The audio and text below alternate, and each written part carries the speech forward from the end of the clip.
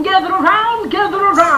People, ladies and gentlemen, I welcome you greatly to the Film Theatre of 2019, where we are going to watch some of the world's biggest disasters that are going to hit the theatre this year. And how terrible are they? Well, I just shot out a cactus, and the thorns are still left in my sphincter, and now it looks like a sarlacc pit. And I blame that entirely on these movies. I've seen them for myself, and holy fuck, they look awful. But that is beside the point. Now it is time to give it over to the main man of the hour, a free man or not.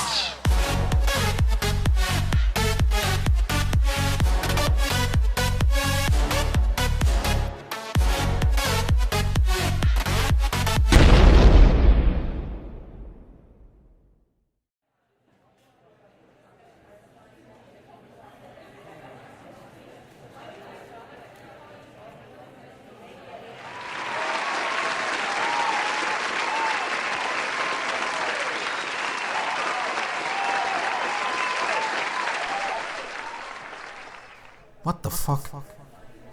There's at least 1,300 people here. Alright, I gotta do something. Play it! Hello everyone! I hope you're all having a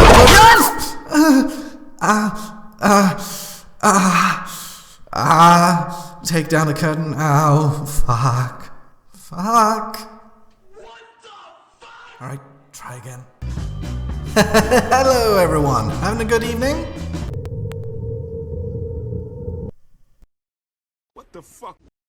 2019 seems to be offering up some real absolute stinkers, and it's gonna be interesting to see just what manner of shitstorm these ones are gonna brew up. But before we can properly do so, I think it's time for us to look in at what these movies are, and then rip them a new shitter. So, let's get into it. Nice.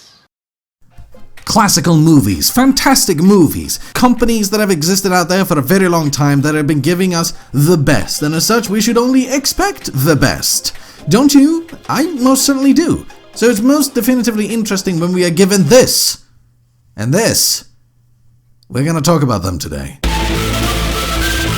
First things first, we're gonna check out the Sonic movie.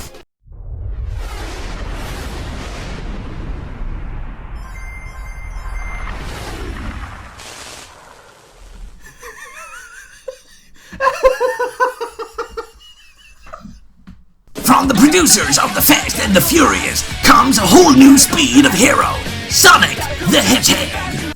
Oh, this is gonna be the best fucking movie! We have so much to talk about when it comes to this fucking movie. Seriously, from the producers of The Fast and the Furious. No. I can see through your lies, Sega. There is no fucking way that the producers of The Fast and the Furious are in on this fucking movie. And I know exactly who is the fucking producer. You all fucking know it. Christian Weston Chandler. Here's my fucking evidence. A whole new speed of hero. There's no fucking way that there's any movie company that takes themselves seriously that has chosen to have that fucking title right there. There's no doubt in my mind that Chris Chan is influencing this fucking movie. He's probably pulling the puppet strings as everything is unfolding before us. Now they clearly must have struck some form of dark deal with Chris Chan, because there's one certain thing here that you are probably aware of that would piss him off, and that is the fact that Sonic's arms are still fucking blue. The fact that his arms are blue is something that he takes as a massive insult. However, I think they have compromised, because look at the character, look at Sonic himself. It looks as if though this is just a fucking athlete wearing a fucking furry head. Seriously, it looks fucking awful. His calves and everything, he looks like a proper fucking human with a furry head. And for some reason the eye is sticking out there as well, which is a bit creepy. And luckily for us, this is not the only thing we'll have to look over, because there has been some leaks as well. Look at this fucking leaked frame right here. It looks high out of his fucking mind. He looks like he's been playing heroin hero and is about to catch the dragon. Something that's going to be very interesting as well is apparently Jim Carrey is going to be playing Dr. Robotnik. What the fuck? I mean, I get it. If you want to have someone that is a bit eccentric when it comes to playing that character, you know, I can totally see you going for fucking Jim Carrey, but the last time I've seen him in a movie was Dumb Dumber 2, and that was awful. I saw the movie, it was shit. All in all, though, I think that this movie is gonna be very interesting to see just because of the sheer autism that goes around fucking Sonic, and it's gonna be hilarious to see once it comes out. And I hope to God that they are gonna pull out all the stops and make this essentially the Room of Sonic movies. This could be fucking fantastic. There's one thing, however. I think there's one man that might be able to do Dr. Robotnik better than Jim Carrey. It takes a villain to play a villain. As such, I would like to announce Charles Bronson as the fucking Dr. Robotnik for the Sonic movie 2019. Come on, get him out of prison and get him into the Sonic movie. Hashtag Bronson for Robotnik. Go tweet. We need this fucking immediately.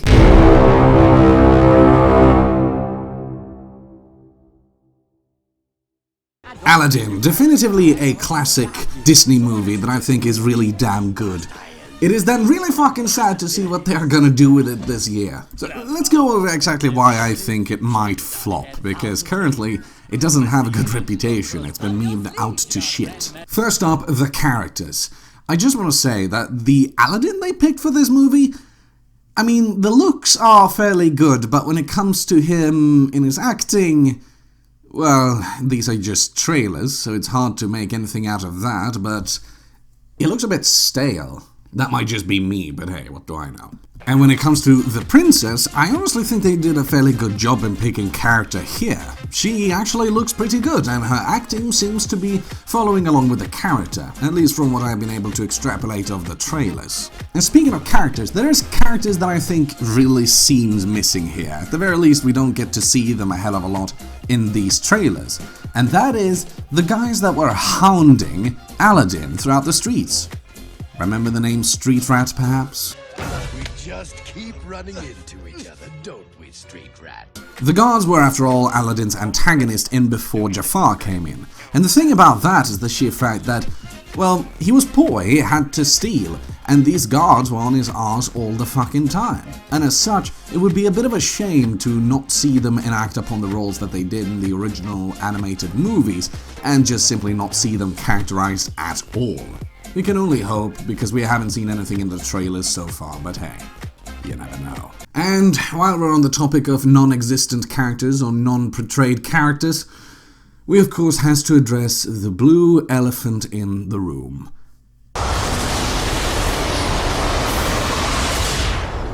O great one who summons me, I stand by my oath, loyalty to wishes 3. I'm kidding. Watch this. Oh, that's hot. That's hot. The genie. The fucking butchery they did for this guy. It feels bad. Like, seriously. No, it doesn't fit at all, in my opinion, to have Will Smith as the genie, and look at the CGI. Birdemic had a better CGI. No, it didn't. What I think they should have done is that they should have, instead of having Will Smith as the genie, they should have Jim Carrey as the genie. Remove Jim Carrey from the Sonic movie, put him in the Aladdin movie, and make him the genie. That would be amazing to see, wouldn't it? Imagine Jim Carrey acting out as the genie, kind of like he did in the Mask movie. That would have been an awesome sight to see, and I think it would have paid great tribute to Robin Williams, rested be his soul. And honestly, it would have been an amazing thing to see, I believe. Will Smith is a great character when he does action roles, in my opinion. But when it comes to comedy roles, sometimes. He can be a funny cop character on occasion in movies, but I don't think that he does it very well here. I think it's sort of misplaced. Just imagine the mass recalls, all because of an irrational paranoia and prejudice.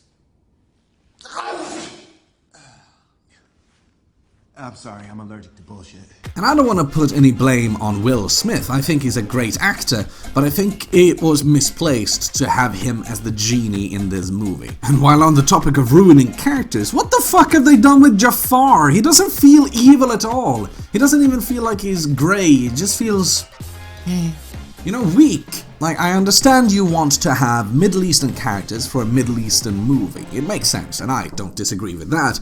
I just disagree with your pick. The guy is not really fitting the role as an evil, wizardy character. Imagine if Christopher Lee was still around. Wouldn't it have been cool to see him perhaps perform as Jafar?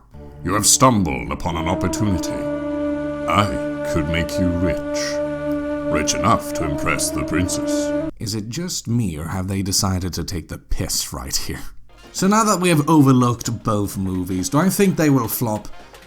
Depends. The one I think is most likely to flop is the Aladdin movie, primarily because of the character pickings, the way that it plays out, and the acting in general. It doesn't feel right, and I think it's going to have a hard time to resonate with the fans of old. And the thing is, you are kind of limited when it comes to the creation of a real-life movie in comparison to making an animated one.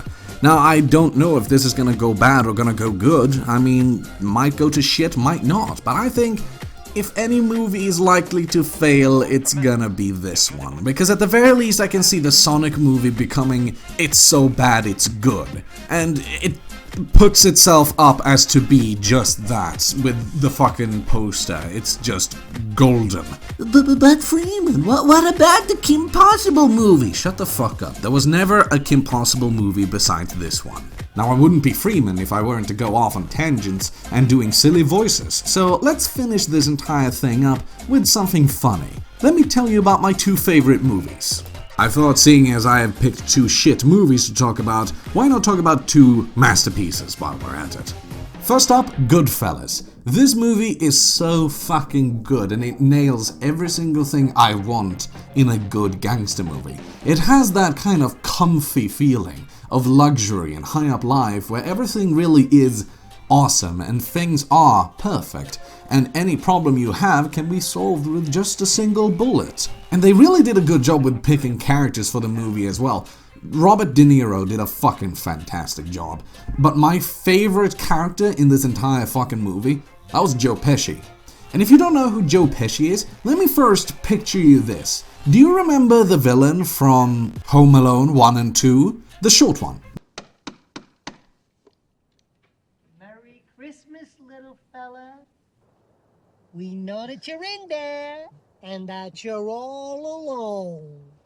Yeah, come on, kid, open up. It's Santa Claus. And it's Elf. We're not gonna hurt you. No. Got some nice presents for you. Be a good little fella now and open the door. See, very child-friendly, villainous character, right? Well, look in Goodfellas.